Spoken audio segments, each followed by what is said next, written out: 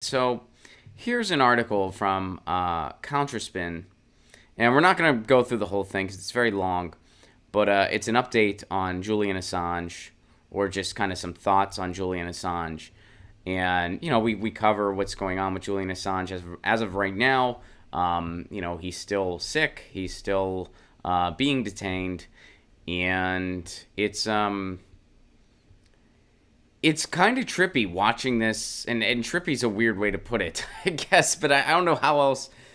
We're watching this happen in real time, and we're experiencing a truly Orwellian experience in real time.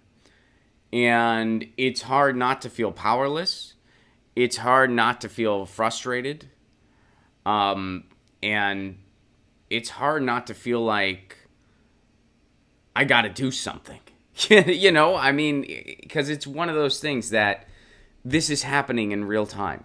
Where we are seeing a publisher being detained like this, and what is the crime he's being accused of? Well, basically, what they're really trying to get him for is they're trying to get him for publishing stuff that the powers that be didn't want to be published.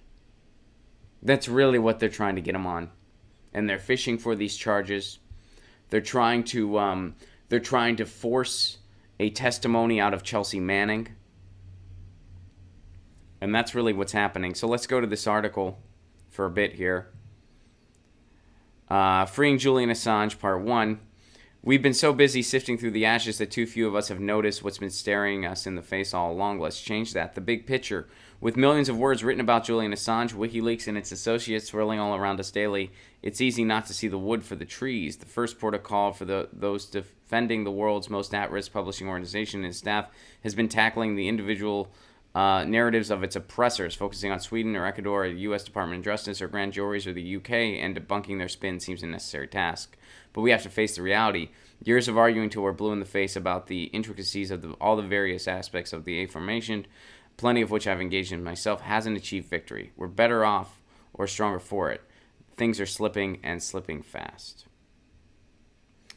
All right, so here's the reality. Here's kind of like the theme here.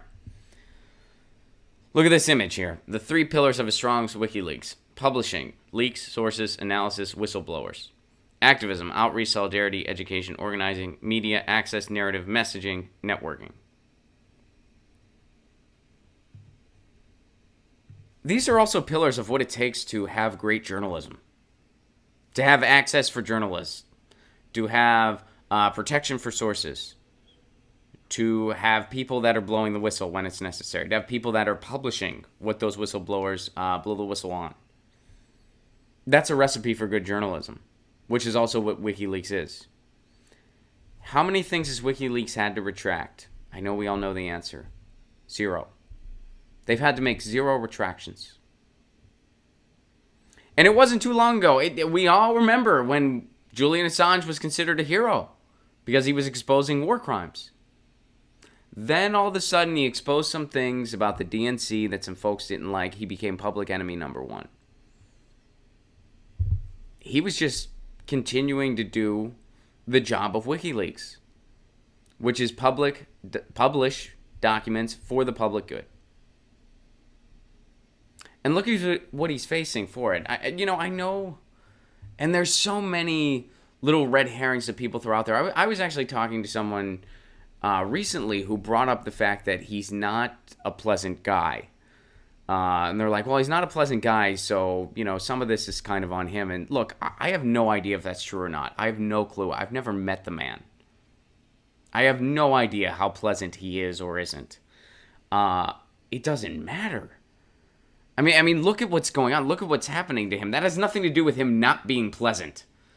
It's just like, well, we weren't gonna, unjustly persecute a publisher in a truly brutal Orwellian fashion.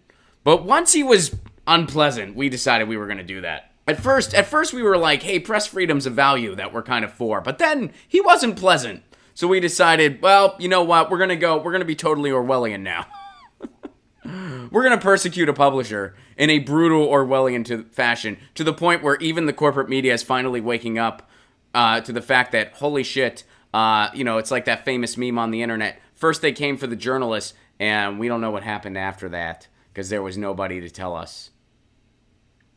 So it doesn't matter how pleasant or not pleasant Julian Assange may or may not be. Doesn't matter. And I will say this.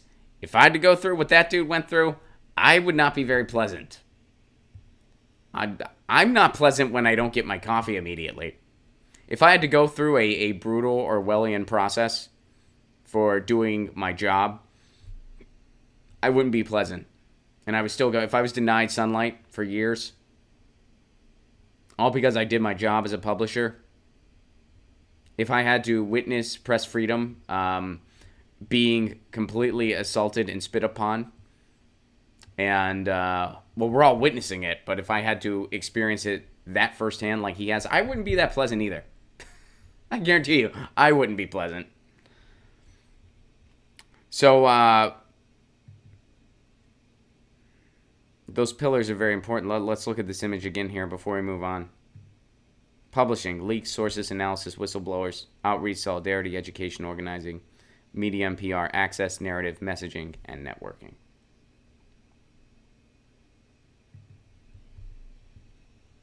Press freedom should be a value. All right. Get your news on with Ron. Don't you want to know what's going on? We're getting our news on today. Get your news on with Ron. Don't you want to know what's going on? We're getting our news on today. You can tweet me an article at Ron Placone. We'll go through it together and make it our own. Get your news on with Ron.